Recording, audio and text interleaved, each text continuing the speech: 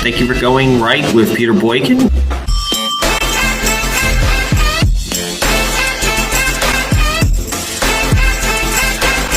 And I think it's time to go right.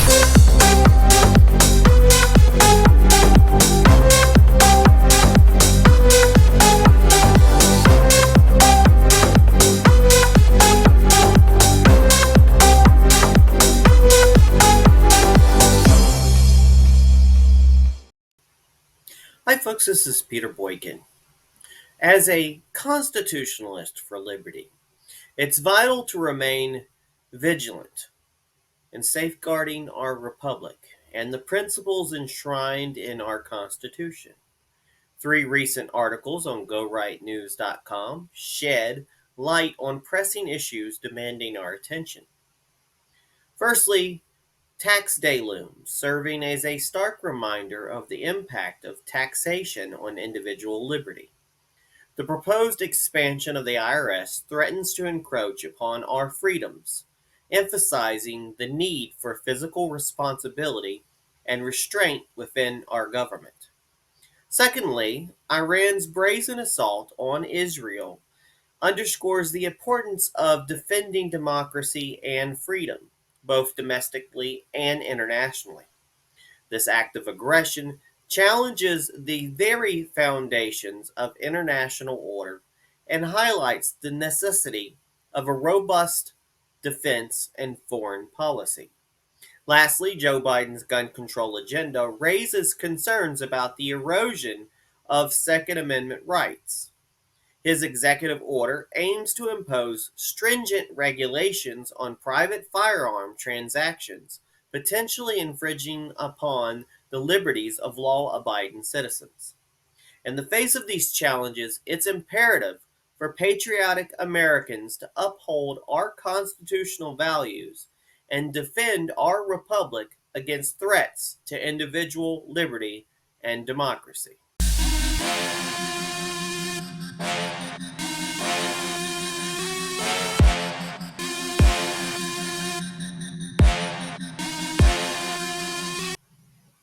Hi folks, this is Peter Boykin, and I just want to throw you a little advertisement about GoRightNews.com and some of the social media that I am a part of. My name is Peter Boykin. I write for a website called GoRightNews.com. We've been going strong for over 5 years. All the articles are shared by me, Peter Boykin, an American political commentator, a citizen journalist. There's not many of these journalists anymore.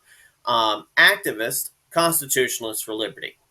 You can check out the website at GoRightNews.com. If you want to find out more about me, please check out PeterBoykin.com.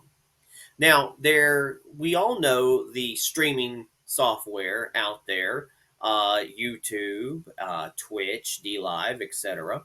There is a new one in town. It is kick.com. And I would appreciate everyone to go to kick.com/Peter Boykin and follow me and sub. You'll help out a whole lot. You can also go to YouTube at Peter Boykin for America, and Twitter, GoRightNews.com or Go Right News. Telegram, you can look me up at Real Peter Boykin, and at Rumble, which is another great website, rumble.com/GoRightNews. But if you like our content, I ask you to please support Go Right News and myself. And there is a Stripe link on the website at GoRightNews.com. And you can also Cash App at $Peter Boykin, the number 1. That helps a whole lot. Thank you very much. And I hope you enjoy more news.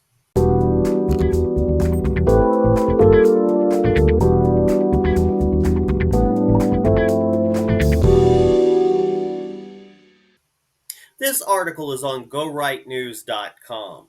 It's called Preserving Liberty Amidst Tax Burden as Tax Day Looms.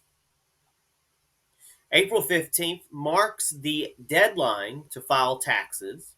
I just filed myself. A pivotal moment for Americans to ensure compliance while safeguarding their hard-earned income.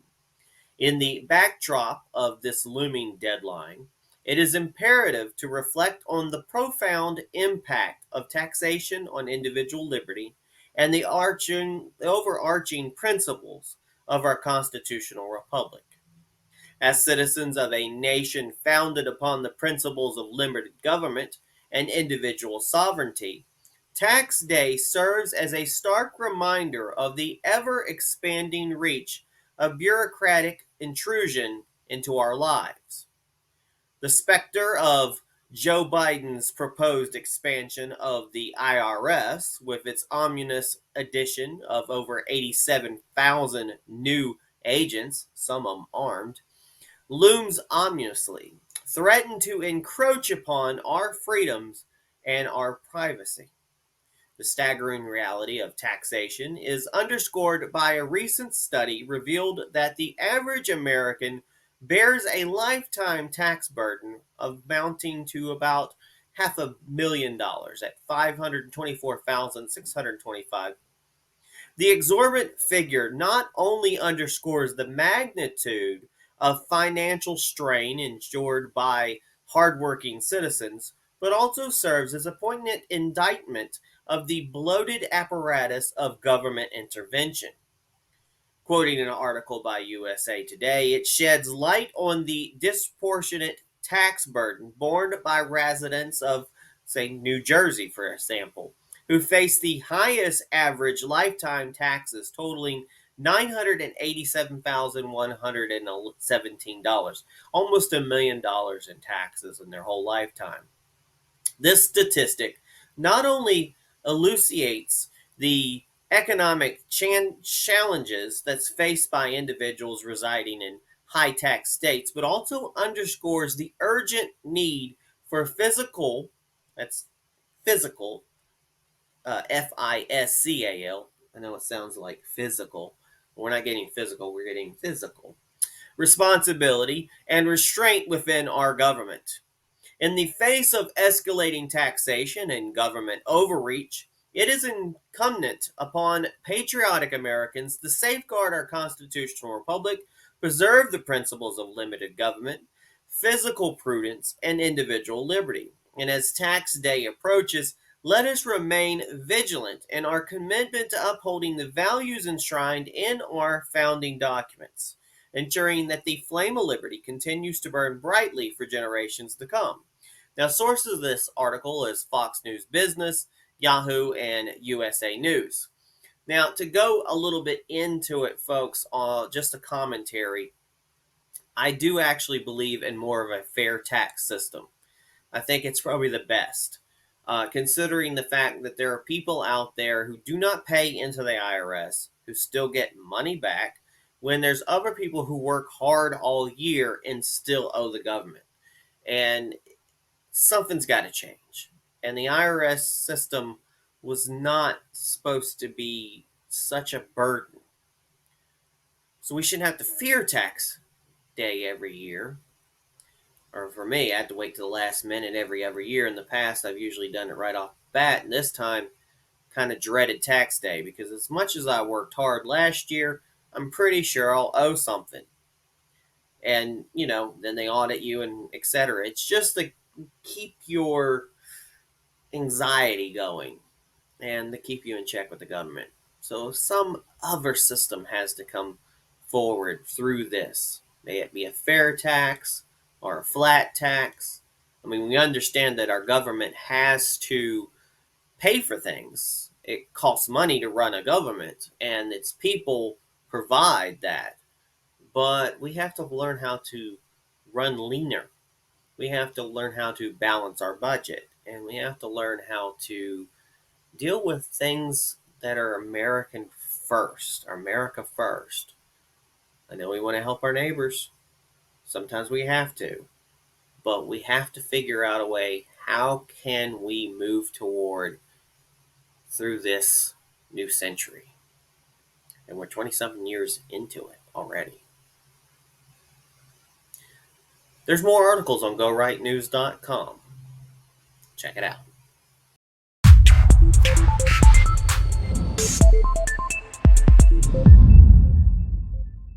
This article is on GoRightNews.com. You can enjoy this article and more when you go to that website. Upholding the Second Amendment, the pushback against Joe Biden's gun control agenda. Biden's got a gun grab going on in a move that has ignited fierce competition or fierce opposition from advocates of the Second Amendment rights. Joe Biden has signed an executive order heralded as the most significant gun regulation in decades. Possibly unconstitutionally, probably unconstitutional, framed under the guise of closing the purported, quote, gun show loophole. The executive order targets the fundamental liberties of private American citizens, casting a shadow of concern over the preservation of our constitutional republic. The executive order aims to expand background checks and impose stringent regulations on individuals selling firearms at gun shows and online. However, a deeper examination reveals that the true target lies in infringing upon the rights of law abiding citizens seeking to engage in private firearm transactions. Critics argue that the executive order will effectively outlaw private sales of firearms between individuals, placing undue burdens on responsible gun owners and eroding the bedrock principles of individual liberty enshrined in our Constitution. By broadening the scope of who is deemed a firearms dealer and imposing erroneous requirements on private sellers, the Biden administration seeks to exert unprecedented control over the lawful exercise of our Second Amendment rights. Furthermore, the executive order draws upon language from the 2022 Bipartisan Safer Communities Act, passed in the aftermath of the tragic school shooting in Uvalde, Texas. While purportedly aimed at enhancing public safety, the executive order represents a concerning overreach of governmental authority, threatening to undermining the rights and freedoms guaranteed to American citizens. In response to Biden's gun control agenda, staunch defenders of Second Amendment rights have vowed to challenge the executive order through legal avenues. Organizations such as the National Shooting Sports Foundation have expressed their intent to contest the constitutionality of the measure, underscoring the imperative of safeguarding our constitutional republic from encroachments on individual liberties. Believe me, they've been doing this for so long. As the battle over gun rights intensifies, it is incumbent upon advocates of freedom and democracy, our republic as well, to remain vigilant in defending the principles that define our nation. By upholding the Second Amendment and resisting governmental overreach, Americans can ensure that the flame of liberty continues to burn brightly in our constitutional republic. The source of these is the National Pulse and CNN. Again, you can check out GoRightNews.com to read more about these, and we go over these type of stories constantly. Just an opinion, folks. They want us not to be armed. They doesn't mean left, right, doesn't mean anything. The higher powers that be that want to keep us down, to want to be able to control us, they want to take our guns away. Meanwhile, they'll try to tell us who are the guns that we're so-called Nazis. When Hitler and the Nazis, first thing they did was take away guns. Almost every single dictatorship out there, the first thing they did was take away your right to defend yourself. Places like Australia, you're not allowed to have a gun. People like in England, you're not allowed to have a gun, not even really allowed to have a weapon. People come in, what are you supposed to do? You fight with a bar stool, your fist, your cops have billy clubs, but nobody has weapons. Only the outlaws have weapons. We already hear that all the time. When you think about an apartment complex that says, you know, If it has signs everywhere saying no guns allowed, no guns allowed, and I was a robber, I would go, hey, this is the perfect place for me to come to because they're not allowed to have guns. I won't get shot. In fact, it should be the other way around. If I had an apartment complex, it would say, our residents are allowed to have weapons. Beware. I'm sure no one would go near those places. So gun-free zones are dangerous. Gun-free zones are dangerous. You know, we talk about the Wild Wild West. They show the Wild Wild West. People had guns. People had guns in the past. They knew what to do. The Constitution states you have the freedom. You have the right to defend yourself. You have the right to bear arms. With that, at that time period, we also knew that weapons, a gun, is your source of protection from wild critters, other people, etc., and also how you hunt and gather food. It is your protection against the elements of nature. And what they want to do is they want to try to take that away from you. Is that a good idea? No, it's not. And you're going to have people use examples when everybody's outraged about a shooter that goes in the schools. But God forbid you say that it's a possibility that some of those shooters might be set up. Some of those shooters might be egged on. Who knows? We never know. Conspiracy is always conspiracy until it's proven correct. In science, all science is what we expect. We have to prove it. Until then, it's what a scientific conspiracy. But we have an urge. We have a feeling that something's going on. So don't get outraged as much. Yes, it's horrible. It's death and destruction out there.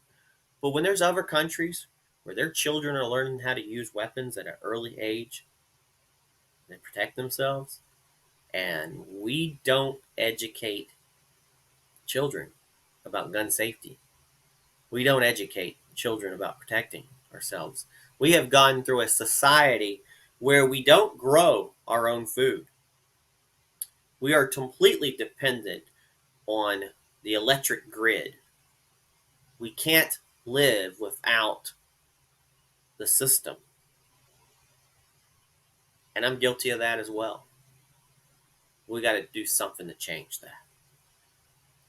Again, check out this article and more at GoRightNews.com.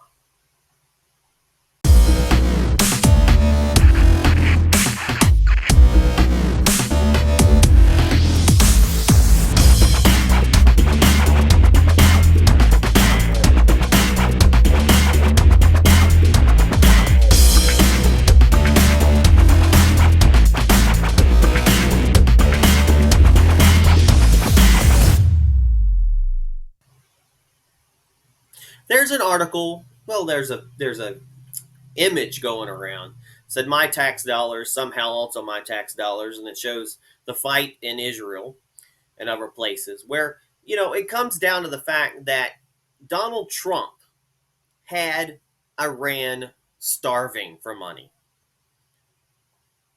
And Biden came in and gave them money.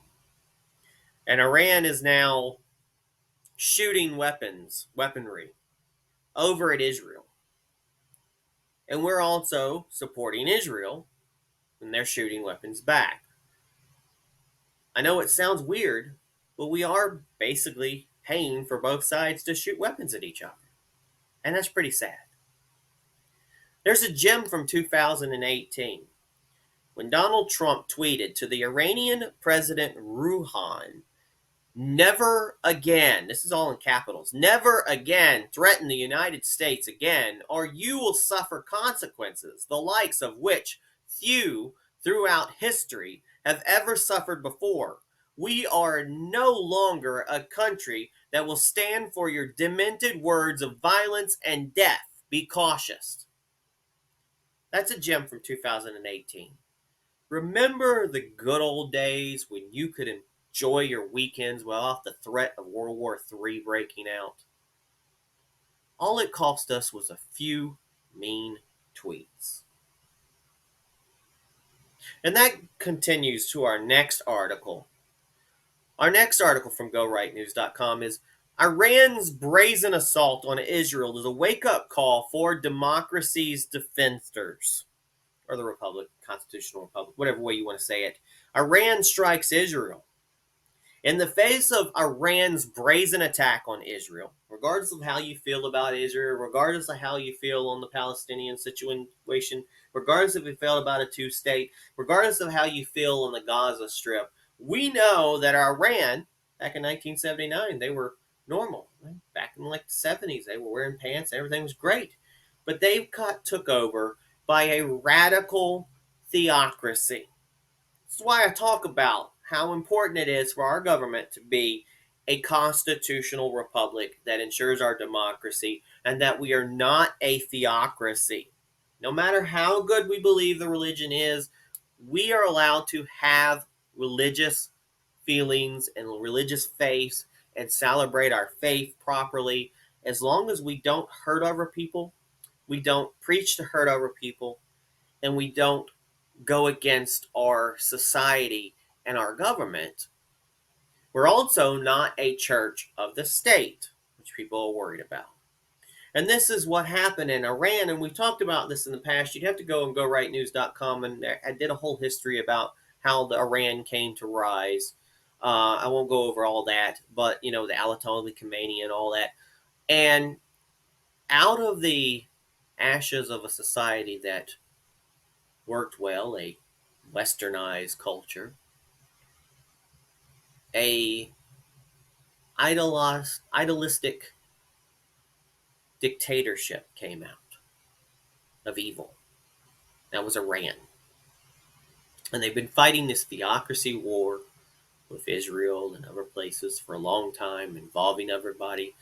And what I'm worried about is a World War III started by religion. If you know anything about history, there's been wars throughout our human history based on religion. There were Muslims trying to convert people, Christians trying to convert people, the Spanish and the Protestants, the same Christianity, fighting over trying to convert people, swapping back and forth. That is what history's always been about. And it still goes on to this today. And a lot of people don't realize it because we are in our own little bubble. We are worried about what the Kardashians are saying.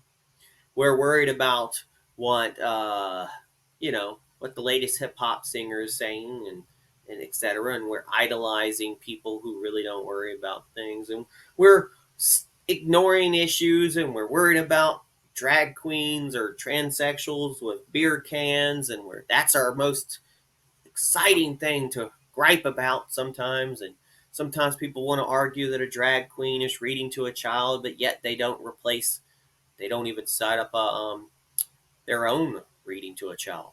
And that's totally different than a drag queen, shaking their stuff in front of a little kid, which is inappropriate. I always tell people, it's like, we got to figure out what we need to be irate about. And here it is, more people are not freaked out about what was going on right now. Because in the face of Iran's brazen attack on Israel, it's imperative to reaffirm the fundamental principles of our constitutional republic. As Americans, we must stand firmly in defense of our democracy, our republic, whatever, and freedom, both at home and abroad. I still also concentrated on America first. Iran's assault on Israel not only threatens the safety and security of a vital ally, and yes, Israel is a vital ally, but it also challenges the very foundations of international order. By directly targeting Israel, Iran has violated the principles of sovereignty and territorial integrity that underpin the global community. This egregious act of aggression, highlights the importance of a robust defense and foreign policy that prioritizes the protection of our demographic nations. But the United States, as a beacon of freedom and democracy, must lead the charge in condemning such blatant acts of hostility. And there's a difference between leading it and being completely involved. But fortunately, the swift and effective response of Iran's attack demonstrates the strength of the coalition of forces committed to defending Israel. Through the coordination of military capacities and the deployment of advanced defense systems like the Iron Dome, the integrity of Israeli airspace was preserved, thwarting the majority of Iran's hostile projectiles. And believe me, these kind of things happen constantly, but something about this last weekend or so, or if you see this later, it happened. However, while we commend the resilience of our allies and the effectiveness of our defenses, we must also recognize the broader implication of Iran's actions. The attack marks a dangerous, very dangerous escalation in the region and serves as a stark reminder of the persistent threat posed by rogue regimes that seek to undermine democracy and freedom, our republic, our constitutionality. In the face of such aggression, it is incumbent upon the United States to reaffirm its unwavering commitment to the defense of liberty and democracy for all. Now, President Biden's recent remarks, though brief, convey a clear message of resolve in the face of tyranny. I know people don't want to hear that. Republicans don't want to hear that Biden actually might be saying something. I still feel like we'd be a lot better under Donald Trump. We wouldn't be this far. But I also worry about when Donald Trump's gone, who takes over, and will they be able to do what Donald Trump can do? But now more than ever, we must stand united in defense of our shared values and principles.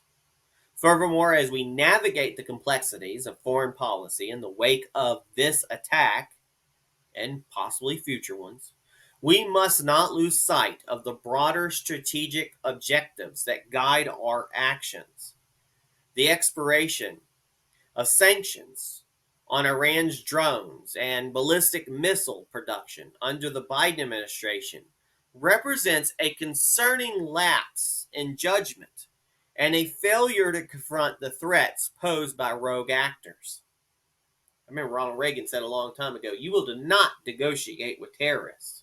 But here we are, giving the terrorists money, negotiating with them, finding out that groups like Hamas don't even have the people that we thought that they had because they probably killed them all or they probably died to negotiate. And all hell's breaking loose. Now, moving forward, we must redouble. We must redouble our efforts to hold accountable those who seek to destabilize the international order and undermine the principles of our Republican democracy and freedom. This includes reevaluating our approach to foreign aid and ensuring that our support for allies like Israel is unwavering and unconstitutional, while also respecting America first, folks. We still have to think about that. And always go back to the same thing. A lot of people said it. I've said it before. If you're on an airplane and the oxygen mask falls down, you are supposed to put your mask on first before you can help others. And that is putting you first so you can help others. That's what America's got to do. Now, in conclusion, the recent attack on Israel by Iran serves as a stark reminder of the challenges we face in defending our freedom, our democracy, our republic, America, in an increasingly volatile world, because it really is, folks. It's 2024 at the time of this recording, and it is a very volatile world still. As Americans, we must remain steadfast in our commitment to upholding the principles enshrined in our Constitution and standing with our allies in the defense of liberty. And there'll be more to this story. We'll be adding on as the days go by, the weeks go by, the months go by, the years go by. Go Right News will be here. All I got to say is places like Ukraine, places like Israel, we might not always agree. We go back to the Ronald Reagan 80-20. 80% my friend, 20% my foe does not make you my enemy. I think I've quoted that correctly. And then there's other nations where we don't probably never going to be friends with. Maybe we can become frenemies. The point is to continue on this plane of existence, this small little dot, this small, it's honestly insignificant little dot in the universe. We make mountains out of molehills. And it comes down to a guy on a computer basically talking about it. I can't change any of it. It's human nature, right? But human nature is also about resolving and pushing through. Maybe one day we'll have peace. I don't know. And until then, we're going to have to make sure that even sometimes peace is achieved by good offense or good defense. It's Peter Boykin, GoWriteNews.com.